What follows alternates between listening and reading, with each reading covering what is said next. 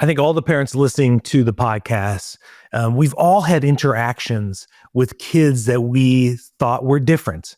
Maybe even at times our kids have been different or acted in different ways. And I know now we have so many different types of ways to label things or identify things. And at times that can seem helpful, and other times it can seem scary or even harmful.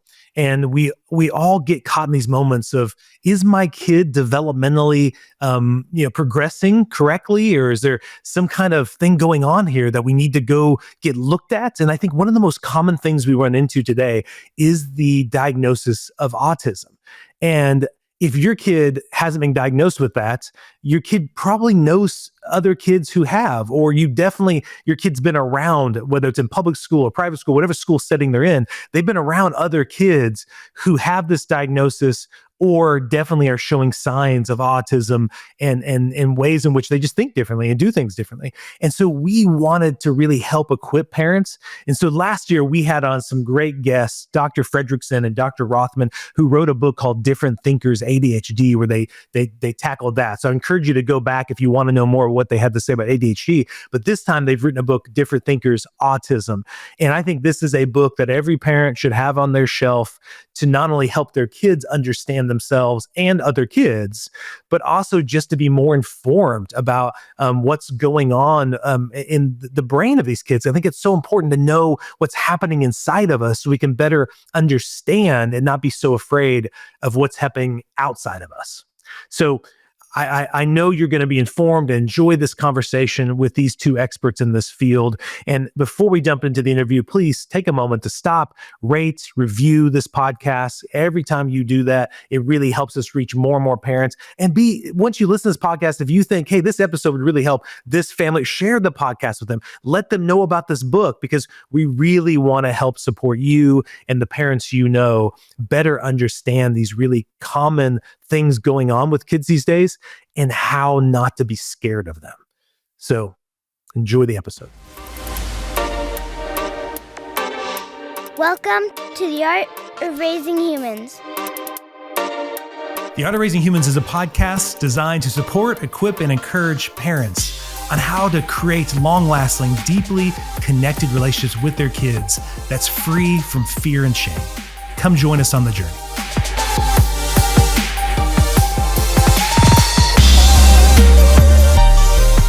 Hello and welcome to the Art of Raising Humans. I'm Kyle. Hi there, I'm Sarah. And Sarah, something we get asked about more and more all the time from families is about the subject of autism. Yes. And about neurodivergence and the way in which just we're noticing more and more science coming out about kids' brains and how they just work differently. And I think all of us kind of can sense that not everybody's the same. Everybody's got little things that are different, but more and more we're actually able to understand it better, kind of dive in deeper. And I know what you and I are really passionate about is understanding the brain, because if we understand the brain, we can better understand our kids, better understand ourselves, right? Yeah. So we thought, let's bring on some pediatric neuropsychologists, right, to come on and talk about the brain. So without further ado, I want to welcome Dr. Fredriksen and Dr. Rothman to the show, and just thank you for coming on. Thank you for having us. Would you mind taking a moment and just introducing yourself to the listeners? Of course, I can start off. I am Yale Rothman. Thank you for having us again. We're both pediatric neuropsychologists. I started my journey at the Children's National Medical Center in Washington, D.C., where I stayed on as faculty and then moved to private practice, where I met Dr. Fredriksen and in the outskirts outside of D.C. And now I am in New York at my own private practice. Just for all the listeners out there, a pediatric neuropsychologist is a professional who we have training in clinical psychology and then do specialized training in brain behavior relationships, where we do assessments of children with a variety of medical and developmental conditions, learning challenges, social cognition differences, emotional and academic differences. And then we come up with a plan of action, diagnostic clarification, a plan of action, and support families to find interventions. That's awesome. Yeah, definitely. We love what we do, and we happy to talk about it anytime. But Dr. Fredriksen, you want to talk about your background as well? Well, I don't know. I think you hit the nail on the head there. That was very efficient. I don't think I need to reinvent the wheel. We met at working together in Silver Spring, Maryland, and I'm still there. And Yael has winged off to New York, which I'm not super happy about. But in this day and age, it's not hard to stay in touch, right? Yes. Well, and you guys were on with us last year to talk about your book at that time, which was called Different Thinkers ADHD. And now you've come out with a book this year called Different Thinkers Autism. And for the audience on YouTube, we're showing you, here's the book. We've got the book. We've read the book. It's a book specifically for written for kids from 6 to 12 years of age. But I want to go back to this passion you guys have about understanding the brain, because I know for Sara and I, that was a big shift when we stopped looking at behavior from the outward in, but started to try to understand it from the inward out. That really helped me quite a bit as a parent to, instead of being more judgmental and more critical of the behavior I was seeing that maybe I didn't like or was upset about, understanding the brain helped me better be more curious and more compassionate, because I think all of us, all the listeners can relate to those times where you weren't feeling well. And like people just didn't care.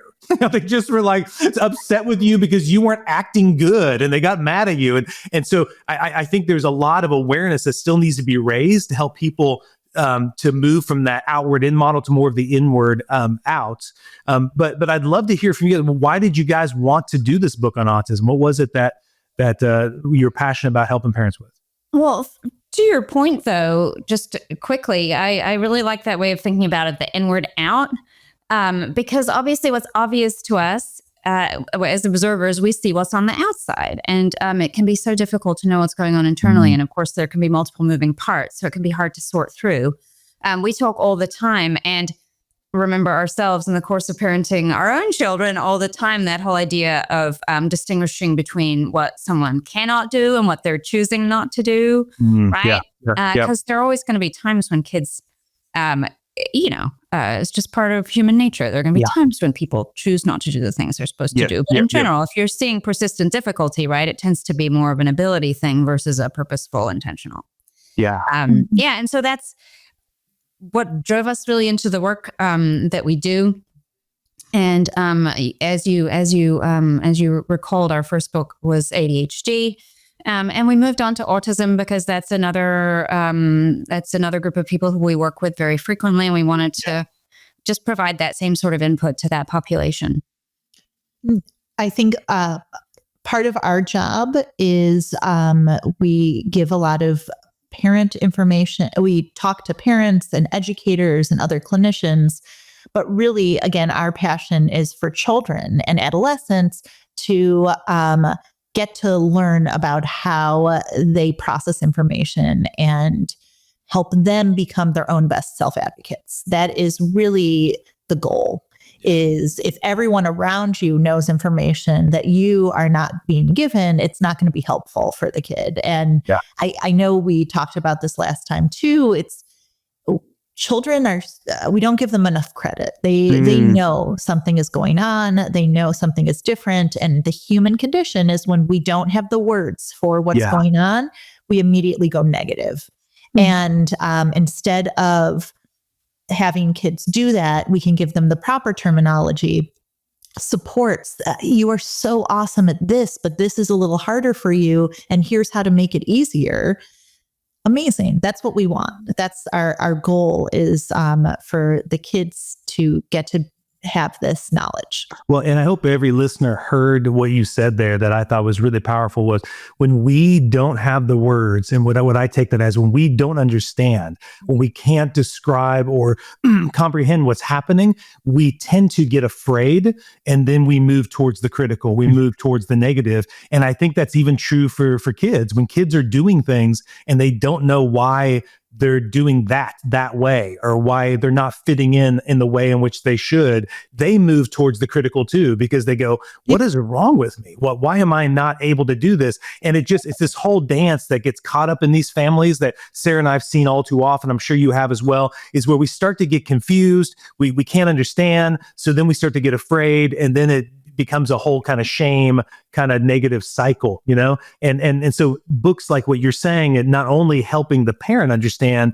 but also assisting the kid to have that understanding is so powerful, because then it can dispel that shame and that stigma that somehow you're broken and there's something wrong with you.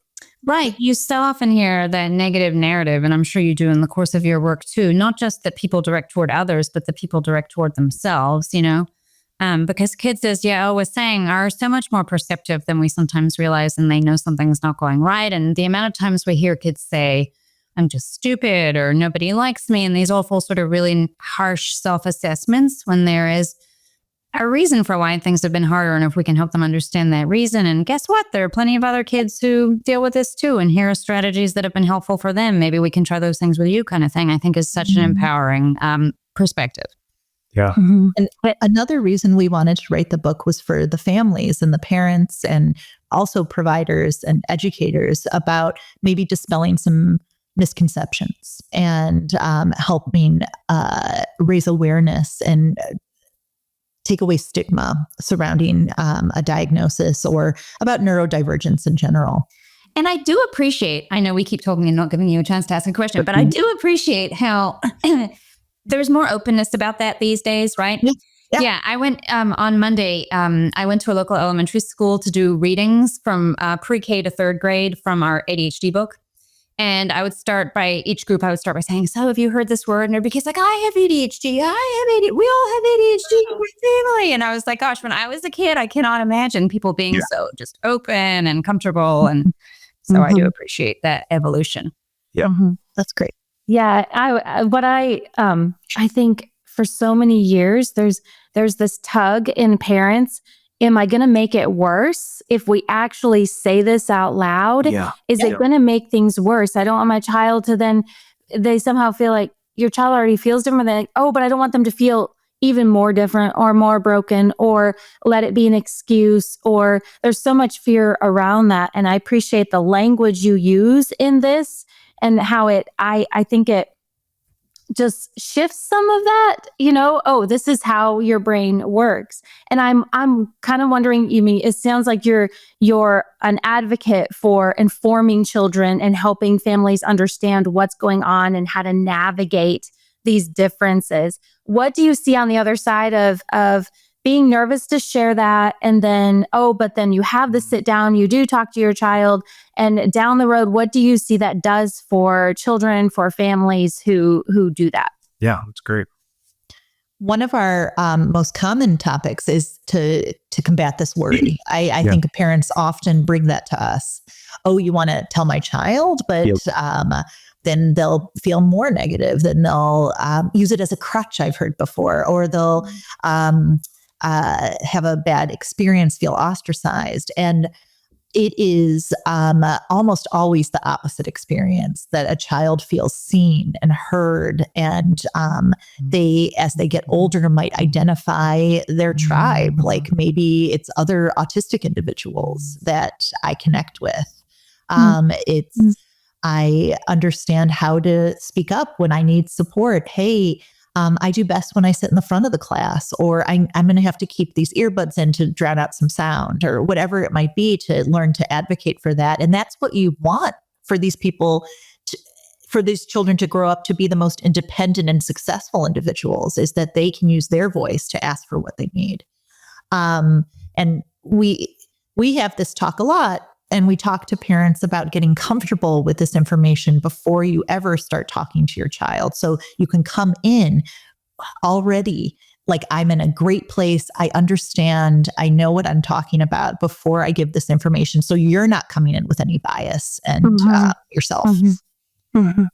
Katya, would you like to add to that? No, I was just going to add, we coach parents on this a lot. And then also sometimes families who we work with, certainly with older kids, but even also with younger kids, will request that we give direct feedback to the child or teenager which can include, unveiling a new diagnosis. We very often, I tend to approach it as guess what? We all have things that are easier for us and things that are harder, and this is how your profile looks. Emphasis on the positives, right? Because that's really such an important part of the take-home message. But guess what? This A and B are harder for you, and there's a name for that. Here's what it's called.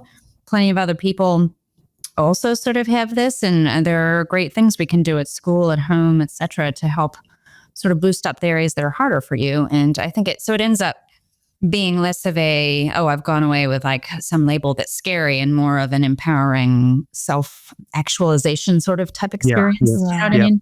Yeah. If you could speak to two things I'm thinking of.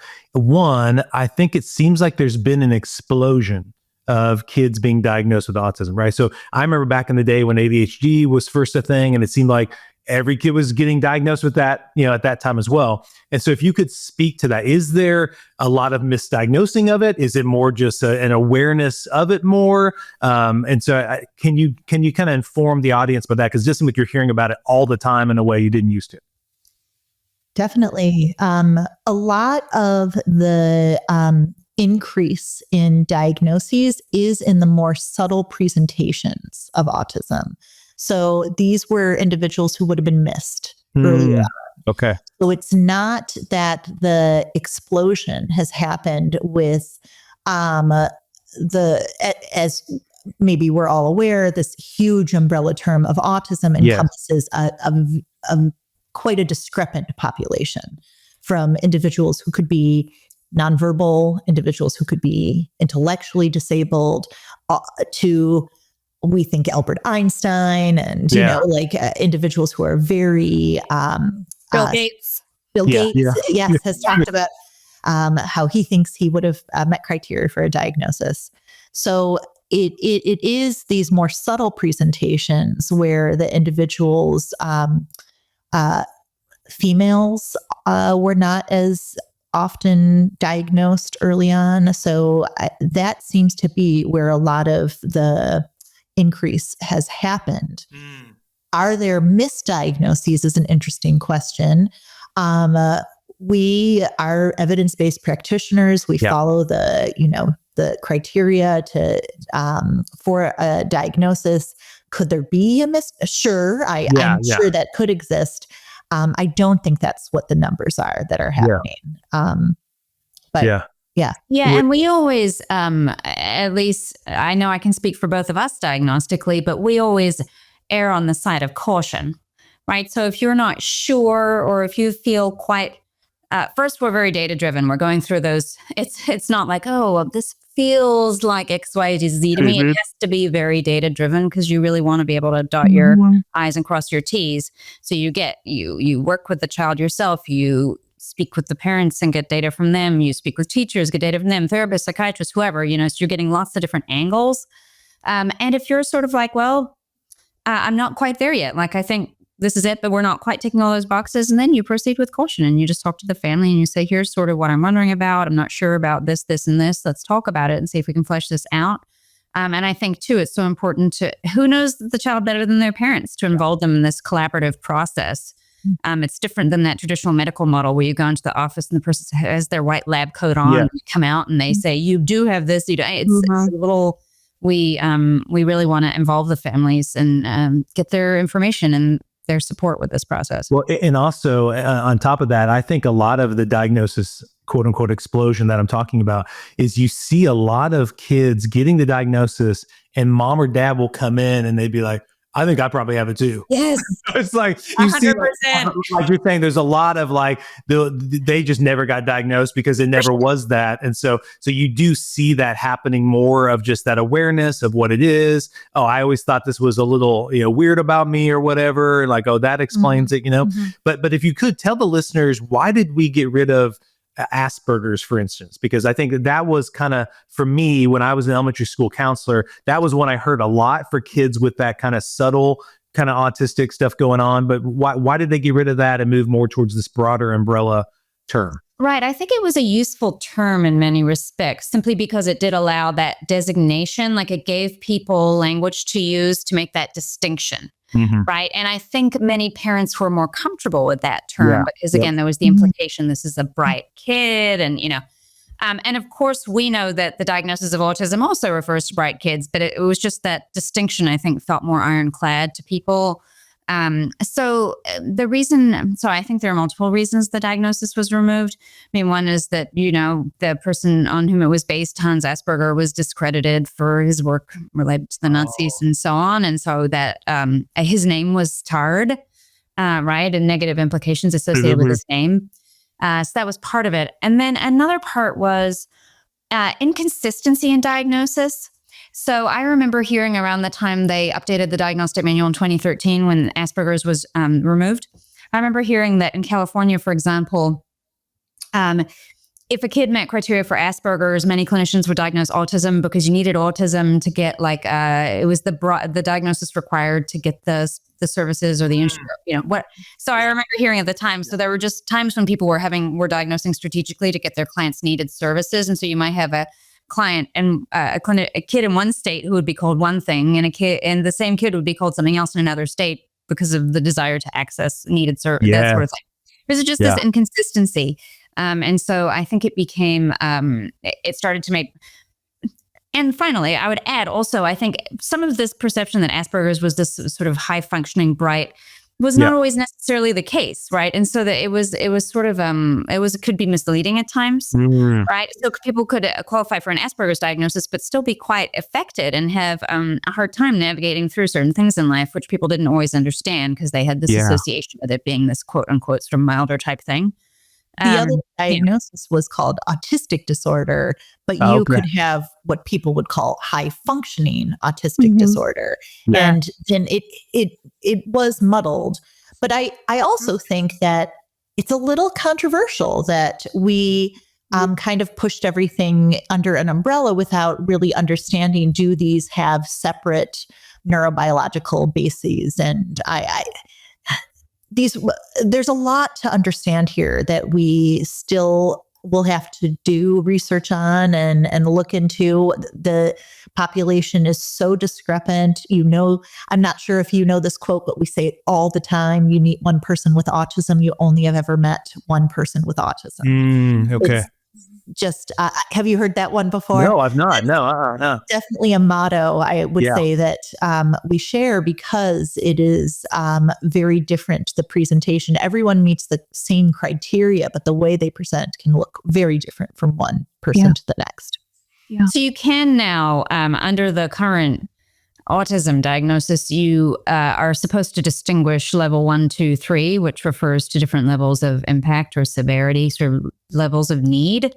But again, it's just not satisfactory because one person may, so say, for example, you have someone who is non-speaking, and so they need to use some sort of assistive communication device, but they're perfectly capable. They go out, they buy their groceries, they clean their house, they have a job.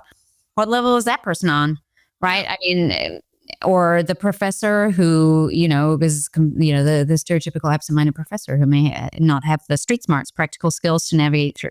So what level, who knows, right? It's so ambiguous. Yeah. But we do tell clients that they can choose these words to use. While Asperger's is no longer a term, and there are reasons we don't use his name, if you want to use it, that is your choice, right? Yeah. I want to make sure that you are finding what fits you and what feels most comfortable for you.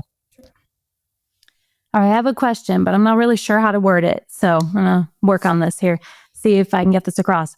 I think, like you were just talking about, it can look so different. Mm-hmm. And I love that quote. I love that way of thinking about it.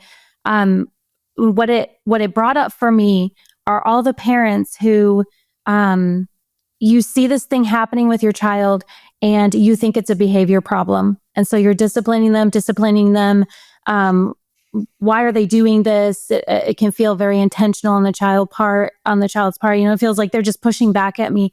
But then down the road, after getting some help, they eventually find out, oh, it's this thing. There's a reason why my child is doing this. But all this time I've been disciplining them or punishing them or thinking I had it in this category. And then I learned this behavior is from this category. Does that make sense? I just wonder if, are there more of those that maybe parents could be aware of to go, oh, maybe I should look at this a little different, or maybe be curious about this? Are there anything out there where you could just say, hey, parents, if you feel like you're seeing this, maybe you should consider looking into this. And you're saying from like a really young age. Like because there maybe there's some that are a little more obvious that people in general go, oh, if my child's not talking.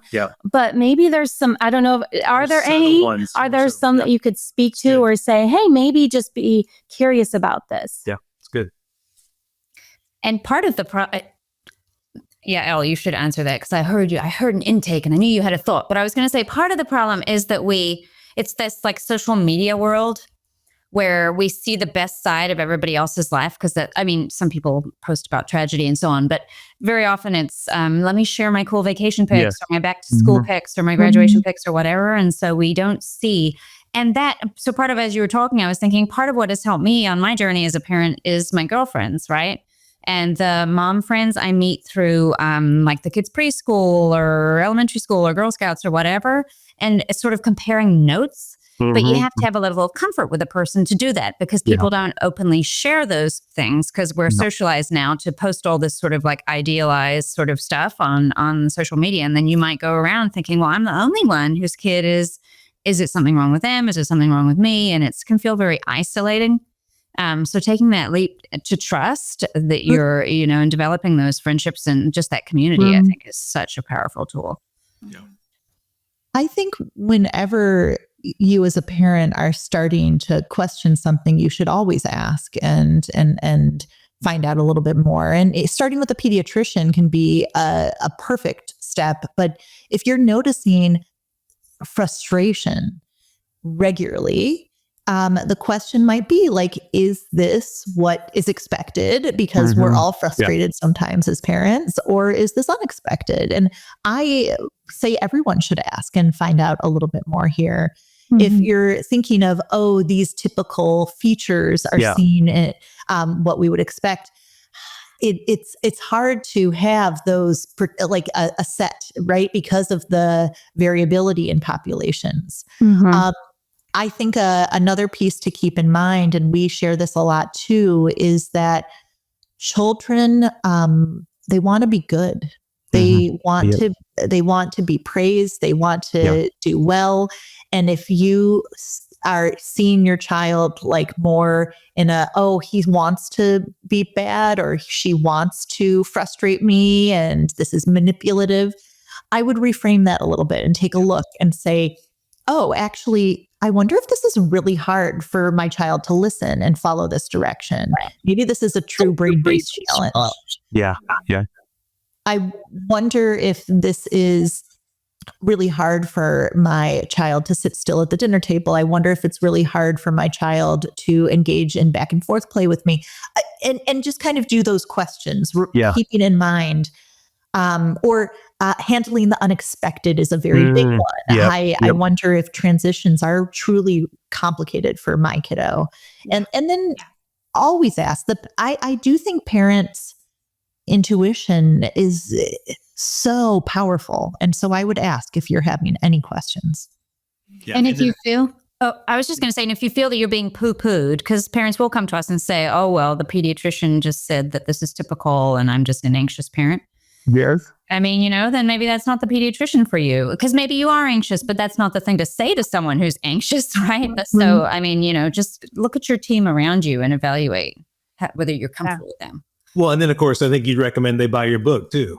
Well, they buy your book. Well, and I wanted to say that, and I'm sure you guys would agree on this. What I think is great about your books and how accessible they are, how easy they are to read and understand, is I would encourage every listener to just think about who your kids are engaging. Like every day, whether they go to public school, private school, they're part of some kind of homeschooling co-op, they're going to be around kids with ADHD and with autism.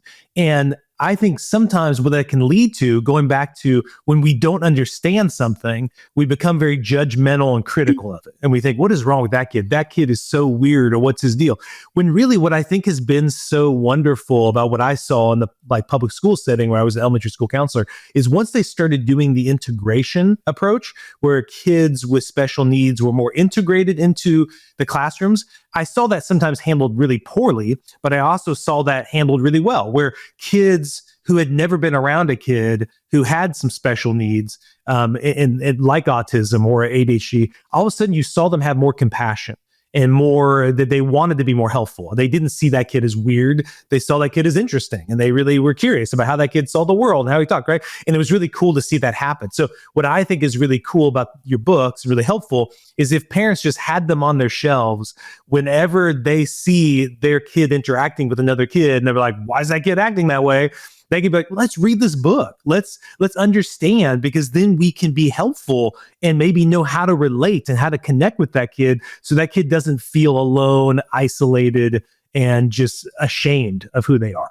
Oh, you're right. And that's such a sad thing. I always feel like going into this elementary school I went into the other day, I was mentioning, or going into my kid's school to do like the class party or whatever. And you see the kid who sort of sticks out a little, and your heart just goes out, because you really are hoping that the other kids are being able to appreciate what this child brings to the table positively as well, right? And yeah, we've certainly had feedback from, friends, family, etc., reading the book with their kids around, this whole, does this ever happen to you, when we're presenting the vignettes and asking the interactive questions, and kids saying, well, no, but Jimmy in my class does that, and sort of how it opens this discussion into perhaps having a deeper understanding. And then can the child relate back to themselves? So Jimmy needs to move a little more than I do. But I need that like quiet time sometimes when it's too loud at the birthday party, or, and then just realize, we all have different levels of need that help us become super successful. So that's what this child needs. And what do you need? And remember when you were afraid to go to swim class, and we all have different things that we require. And what if I can add to that, two quick thoughts I have is I remember years ago helping a kid who was younger, who definitely was on kind of would have been called the Asperger's, or more kind of this high functioning autism. But even then, there were times he did have blow-ups at school or with friends in the neighborhood. And I remember him being just a young little boy, just weeping in my office about an event that happened where some kid said, he's weird, he has anger problems, right? And he just was so heartbroken about that. And so part of the process we did with him was helping him better understand these things and get help for them. But that story, I think, was always going to stay with him. But it was an opportunity missed by those other kids to better understand and be compassionate. And that's on my second story. There have been many kids who later on in the high school years went back and got a diagnosis and found out. And it was so cool to be there on that journey to now see them reflect on both ways in which it was sad that how they thought of themselves in such a negative way, but also how healing it was to where they realized, that's why I didn't fit in those environments, right? And then it was really cool to see like mom or dad who had been so hard on them in those elementary years, especially when it came to sports or those kind of things, where the kid wasn't performing the way they wanted to. And for them to come to that realization, I've had these dads just weeping in my office of, now I know that all that time, he did want to do well. And the whole time so those kind of healing moments that happen. So I want to hear for the listeners, I know this is for 6 to 12 year olds, but it works for, I think those high school kids would have liked to read this too and be like, I wish I would have had this back in those elementary years. Oh, don't you? Isn't it true? Yeah. And those moments that you describe are both so beautiful and just so like heartrending. Yeah. Right. I think it speaks to that larger issue that we just as parents face, where the hopes and expectations and dreams we have for our kids, either based on things we did or did not have in our own childhood, or just things that we've developed as we've moved through our lives, and how hard it is when our child just doesn't fitting in those molds that we have sort of unconsciously developed. And it's hard for all of us, whether it's sports for that dad you were talking, whatever it is, it's just such a, like, we have to stop and examine that all the time. Like, is this what I hoped and dreamed for myself, or is this, an appropriate thing to be thinking about Yeah. with regard to the unique needs of my child. Right. Yeah. It also made me think when you were talking about that, we sometimes will see an adolescent in high school who's had a diagnosis, but it hasn't been told to them. And the parents will say, we have kept this because of those fears that we talked about earlier, and how it can be a little crushing for the adolescent to find out later, like, this would have explained so much for me. Yeah. And it would have. So just to the parents listening, when I know there are these worries that we come to, but it can be so helpful from the early onset to talk about this and have this be the discussion than keeping it until later in life. Yeah. Well, we want to thank you so much for giving your expertise. But I want to, how can the audience get the book, and how can they learn more about what you're doing? Please let them know how to connect with you. Sure. We can, you can buy the book, I think, wherever books are sold. Our publisher, Boys Town Press or Amazon or Barnes & Noble, wherever you'd like. Katya and I have an Instagram account called Neuropsych Moms. Oh, great. And we provide evidence-based information if you're looking for information about autism, ADHD, learning challenges, interesting topics in the news. We try to present some information there. And you can definitely be in touch with us through that. Yeah. That's awesome. Good. So definitely go check that out on Instagram and get the book, have it on your shelf, because you never know what friends may need that, or what your kids may run into. I just think even reading about this is going to be so prevalent in everybody's life, just to have a better understanding of what these kids are going through, how they see the world, and it may help you understand yourself better as well. So once again, thank you so much for being on with us and joining us today. Thank you for having us. We enjoy chatting with you guys so much. The Art of Raising Humans podcast should not be considered or used as counseling, but for educational purposes only.